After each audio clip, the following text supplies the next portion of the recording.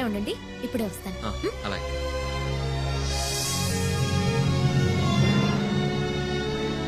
Hi uncle. Rama శుభ, నీకోసమే wait చేస్తున్నాను. ఓకే, తీసుకొచ్చావా? తెచ్చాను. నీ రీసెర్చ్ ఎంతవరకు వచ్చింది? 4 months ముందే పూర్తి చేశాను.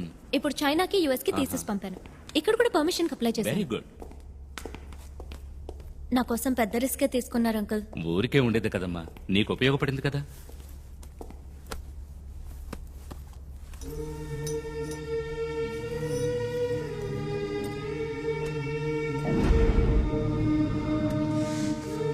ఇన్స్పెక్షన్ రేపు. ఈ లో పెట్టేస్తే ఏ ప్రాబ్లం ఉండదు. ఓకే.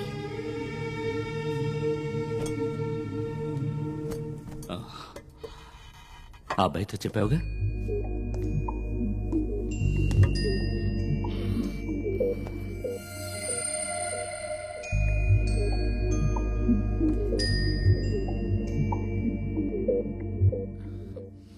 హాయ్.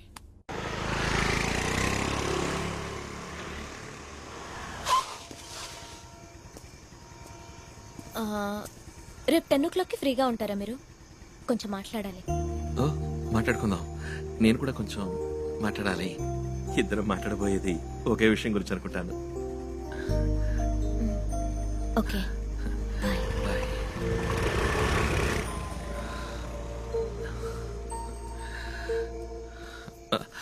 బాబాయ్. రై, ఎవరు అమ్మాయి? చూసారా, నాకు బాగా పిలుస్తాను ఉండండి. రై, ఆగరా. ఆ అమ్మాయి నీకు ఎప్పటి నుంచి తెలుసు? అది 2.5 నెలలుగా తెలుసు. 2.5 నెలలుగా? తను సంవత్సరంన్నరగా నీకోసం చదువుతాను తెలుసా నీకు? చాచా, ఏదో పరిశోధన కోసం కోతి కావాలని వచ్చింది. అప్పుడే ఫస్ట్ టైం చూశాను. తను కోతిని పరిశోధించడానికి అది వచ్చింది, నిన్ను పరిశోధించడానికి. తను సంవత్సరాల క్రితమే మన ఊరికి వచ్చి బోధిధర్మ వంశం వాళ్ళు ఎవరని అడిగి మన బంధువులందరికీ రక్త పరీక్ష చేసింది. బోధిధర్మ చిత్రపటాన్ని, నీ ఫోటోని తేరిపారు చూసి నీ పేరేంటి, నువ్వేం చేస్తుంటావని నన్ను అడిగింది. ఇన్నాళ్ళ తర్వాత మళ్ళీ ఆ అమ్మాయిని ఇక్కడ చూశాను. పైగా ఏమీ ఎరనట్టు నటించింది. నువ్వు అసలు తెలియవంది. మీ పిన్ని అప్పుడే చెప్పింది, నేనే నమ్మలేదు. ఇప్పుడేమో నిన్ను దించి టాటా చెప్పాల్సిందే.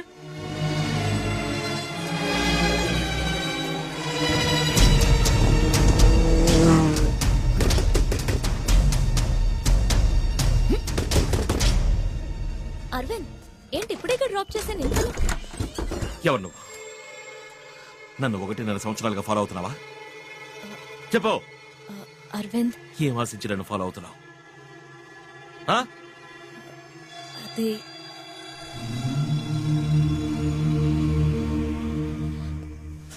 అరవింద్, అరవింద్ అది కాదు, నా మాట.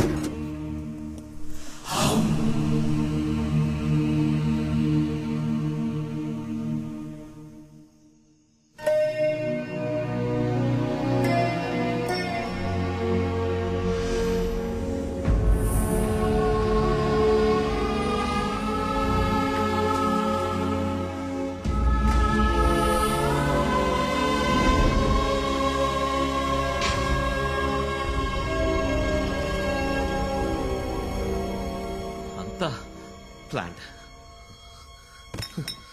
పథకం ప్రకారం మోసం చేశావు. అరవింద్, రేపు నేను నీతో మాట్లాడతానన్న దేని గురించే. నేను ఒక పరిశోధన చేస్తున్నాను. పిచ్చి వాళ్ళు అన్ని నమ్మేశాను. తను నీ వెనకాల తిరుగుతోందేంట్రా అని అందరూ అడిగారు. ఈ పురకి ఎక్కి చావలా. అబద్ధం, అంతా అబద్ధం. ప్రాణాలతోనే నన్ను పోస్ట్ మార్టం చేశావు. నేను ముందే చెప్పాలని ప్రయత్నించాను అరవింద్. ఎందుకు చెప్పాలి? ఈ ఎలకి కుందేలకి కారణాలు చెప్తున్నావా ఏంటి? నేను 2వ రోజే చెప్దాం అనుకున్నాను, కానీ నువ్వే లవ్ అది ఇది అనుకుని కన్ఫ్యూజ్ అయ్యా. నేను లవ్ చేయట్లేదని చెప్తే ఎక్కడ నువ్వు ఈ పరిశోధనకు ఒప్పుకోవనని భయపడి చెప్పడం ఎలాగా అని ఆలోచిస్తున్నాను. షేక్ హ్యాండ్ ఇస్తేనే లవ్ అని నువ్వు అనుకుంటే దానికి నన్నేం చేయమంటావు? మాట్లాడకు. నన్ను వెతుకుంటూ వచ్చింది నువ్వు. నీ పనవ్వాలంటే ఏవైనా చేస్తావు, ఏం కావాలన్నా ఇస్తావు. వద్దర్వింద్, నువ్వు అన్నదానిలో వేరే అర్థం వస్తుంది.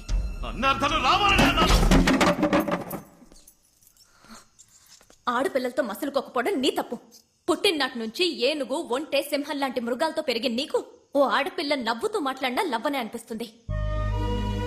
అవును, లవ్వనే అనిపించింది. నువ్వన్న ఏ మృగమో నన్ను చూసి నవ్వను లేదు, నటించను లేదు. నువ్వు నవ్వావు, నవ్వాను. నువ్వు చేసినది తప్పు కాదు, నేను లవ్ చేయడం మాత్రం తప్పు. కదా? అవును, లవ్ తప్ప ఇంకేం తెలుసు నీకు? పోయి చెత్త కుప్పలో పడే నీ లవ్.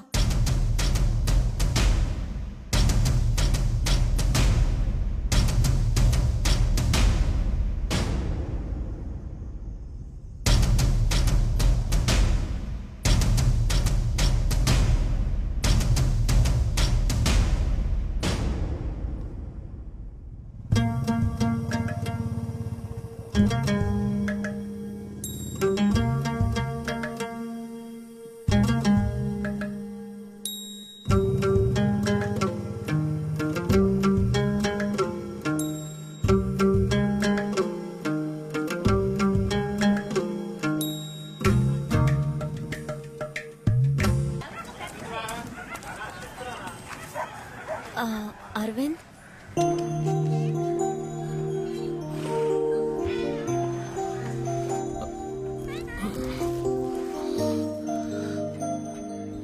నన్ను వదలవా నువ్వు?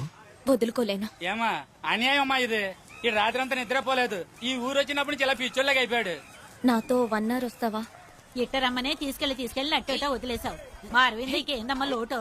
నువ్వు మాట్లాడకు. ప్లీజ్ 1 గంట నాతో బయటికి రా. రే వెళ్ళిరారా. మీరెళ్ళి బండి దగ్గర ఉండండి, నేను పంపుతాను.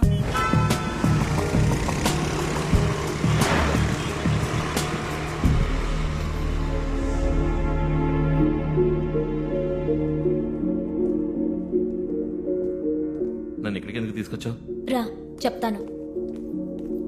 ఇక్కడున్న ప్రతి వస్తువు వెనక ఓ కథ ఉంది. ఇప్పుడున్న మనం కాదు నిజమైన భారతీయులం. కొన్ని వేల సంవత్సరాలకు పూర్వం శౌర్యాన్ని, నాగరికతని ఈ లోకానికి నేర్పించారే, వాళ్లే నిజమైన భారతీయులు.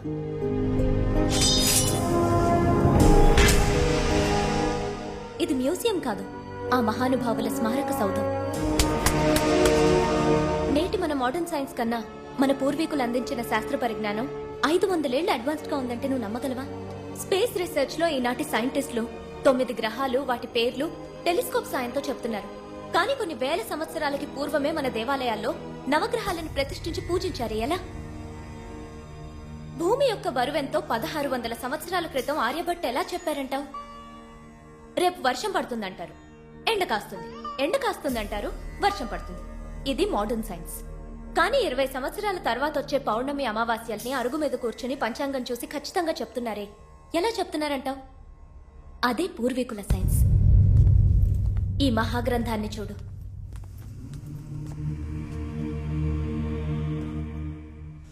ఈ గ్రంథానికి నాకు ఏ సంబంధం లేదు, కానీ నీకు ఈ గ్రంథానికి సంబంధం ఉంది. దీన్ని రచించింది ఎవరో చెప్పనా? The great master Bodhidharma. మన భారతీయుడు. ఆయన మరో బుద్ధుడని అంటారు ఓషో.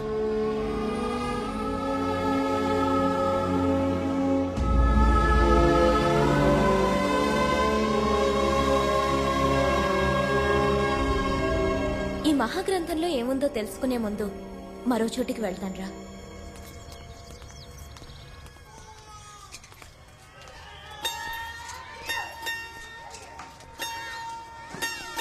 ఈ పిల్లల్ని చూడు, అందరికీ క్యాన్సర్. 6 ఏళ్ళు 7 ఏళ్ల వాళ్ళకి క్యాన్సర్. ఏం తప్పు చేశారని? సిగరెట్ తాగారా, లేక పాన్ పరాగ్ తిన్నారా? ఇంత చిన్న వయసులో వీళ్ళకి ఎందుకు ఈ వ్యాధి?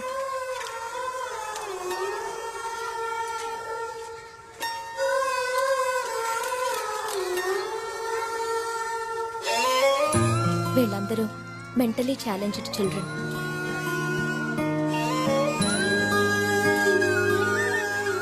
పిల్లలందరూ సంతోషంగా స్కూల్కి వెళ్తున్నప్పుడు వీళ్ళు మాత్రం ప్రాణాలకు పోరాడుతున్నారే, దీనికి కారణం ఏమంటావు?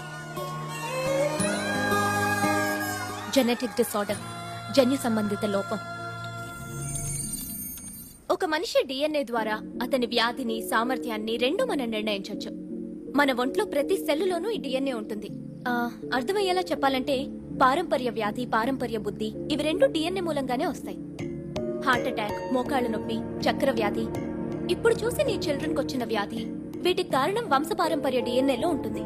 ఇలా వంశపారంపర్యంగా వచ్చే వ్యాధుల్ని, లోపాల్ని డిఎన్ఏలో కరెక్ట్ చేయగలమన్నదే నా రీసెర్చ్.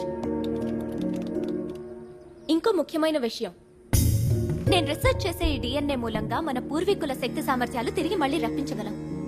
ఓ చిత్రకారుడు కావచ్చు, సమరయోధుడు కావచ్చు, వాళ్ళ పారంపర్య డిఎన్ఏలో ఆ సామర్థ్యం ఇప్పటికీ ఉంటుంది. దాన్ని ప్రేరేపిస్తే మనం వాళ్ళ పారంపర్య సామర్థ్యాన్ని తిరిగి మళ్ళీ తీసుకురావచ్చు. దీని గురించే బోధిధర్మ 1600 సంవత్సరాల క్రితం ఆ బుక్ లో రాశారు. డిఎన్ఏ రీసెర్చ్ కి సంబంధించి 1600 సంవత్సరాలకు ముందు రాసిన బుక్ లో ఉందా? వీళ్ళని దేవుళ్లుగా మహర్షులుగా మనం చూడడం మాని ఒక సైంటిస్ట్ గా చూడాలి. ఈ మధ్య 2 ఏళ్లకు ముందు ఒక రీసెర్చ్ ఆర్గనైజేషన్ బోధిధర్ముని పూడ్చిన చోటును తవ్వారు. ఇటు చూడు, ఎంతకాలమైనా చెడని విధంగా పూడ్చబడిన బోధిధర్ముని తల వెంట్రుకలు, పళ్ల మూలంగా ఆయన డిఎన్ఏ దొరికింది. ఇది నేను ఇంటర్నెట్ లో చూశాను.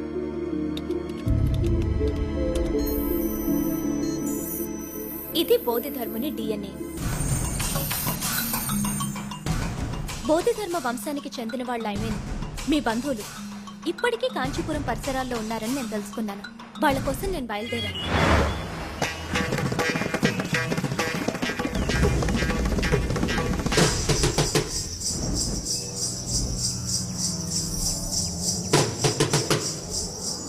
బోధిధర్ముని డిఎన్ఏ ప్యాటర్న్ మీ బంధువుల్లో ఎవరికన్నా మ్యాచ్ అవుతుందేమోనని అందరికీ రక్త పరీక్ష చేసి చూశాను.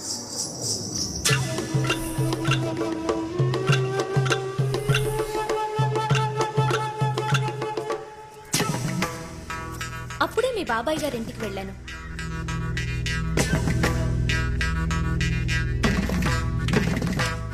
ఆ ఇంట్లో నేను అద్భుతాన్ని చూశాను. బౌద్ధధర్ముని పోలికలతో ఉన్న నీ ఫోటో అక్కడుంది.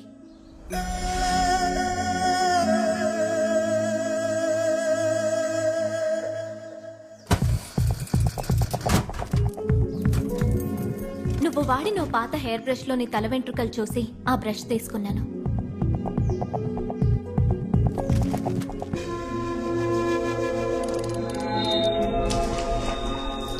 నేను ఊహించినట్టే నీ డిఎన్ఏ ప్యాటర్న్ బోధిధర్ముని డిఎన్ఏ ప్యాటర్న్ 80% మ్యాచ్ అయింది. ఆ తర్వాతే నిన్ను వెతుక్కుంటూ వచ్చాను.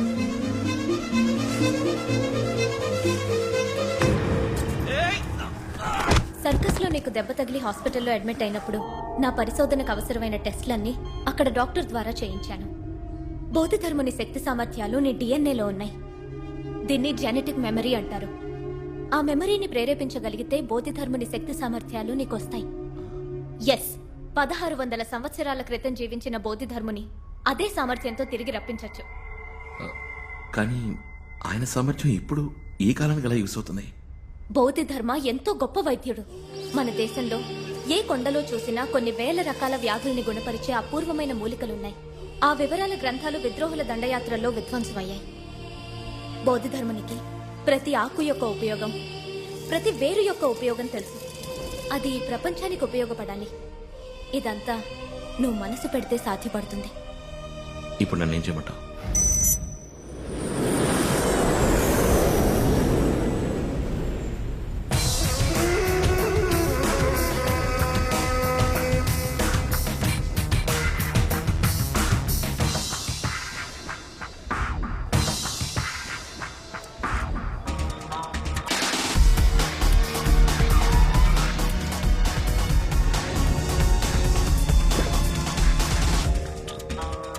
Welcome sir.